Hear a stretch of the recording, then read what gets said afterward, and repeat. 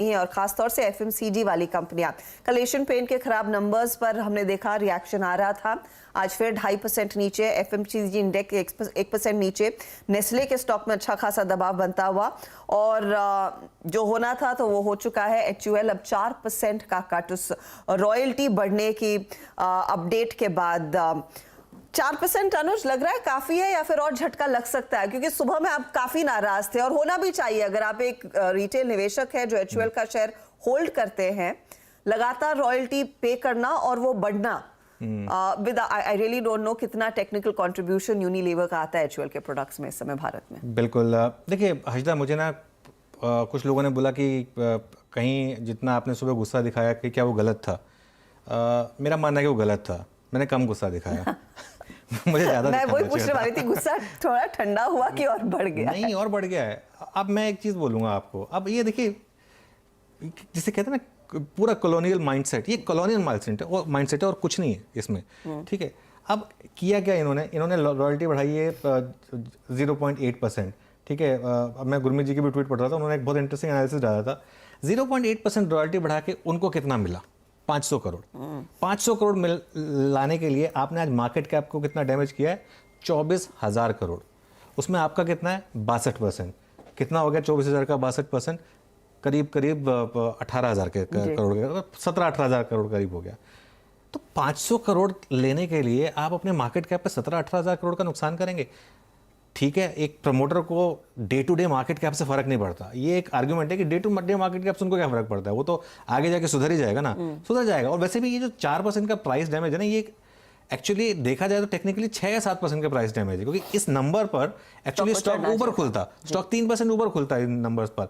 लेकिन क्योंकि इन्होंने ये हरकत की, इसके वजह से 4% नीचे है, तो टेक्निकली तो 7% का इंपैक्ट है। तो इतना आपने 500 करोड़ कमाने के लिए इतना बड़ा नुकसान किया। अच्छा, एक चीज, 500 करोड़ दीजिए ना, आपको एक्स्ट्रा डिविडेंड लो। इतनी कैश रिच, इतनी मतलब high income generating, high profit generating company है, एक्स्ट्रा डिविडेंड ले लो आप।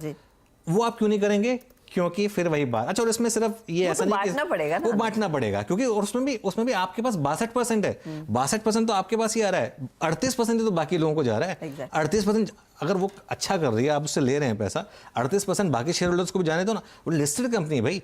या तो आप इसको, जैसा मैंने सुबह कहा था, या तो आप इसको डीलिस्ट करो। आप एक ऑफर लेकर आओ, शेयर होल्डर्स को बोलो कि हमको तो डीलिस्ट करना है, इसको डीलिस्ट करा दो।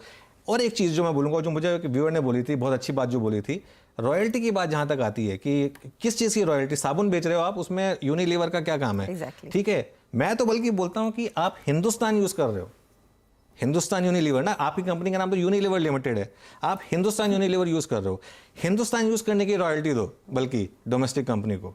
तो मैं इस पर कह रहा हूं कि सुबह में गुस्सा था, लेकिन थोड़ा कम गुस्सा था। ये बहुत गलत हुआ है। और मेरे ख्याल से ये ना, अच्छी से अच्छी कंपनी जब ऐसे करती है ना तो दुख होता है। कुछ कंपनियां होती हैं जिनकी इमेज बन गई है कि वो तो ऐसा ही करेंगी। ठीक है, मैं नाम नहीं लूंगा, लेकिन आप जानती हैं उनकी इमेज बन चुकी है कि ये तो ऐसे ही करेंगे, ये तो ऐसे ही प्रमोटर हैं, इनसे कुछ फर्क नहीं पड़ता।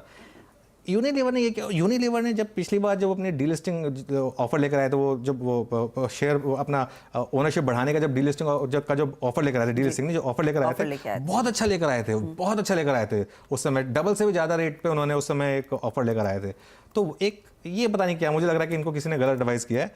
और एक्चुअली मुझे हैरानी नहीं होगी आगे जाकर इसको चेंज कर दें, तो इस फैसले को बदल भी दें। तो नहीं बदलेंगे तो ठीक है वो। और देखिए, मार्केट फिर उस हिसाब से आपको एडजस्ट करेगा। जितना प्रीमियम दे रहा था आपको एक कॉर्पोरेट गवर्नेंस का, एक वो शायद थोड़ा कम मिलेगा आपको।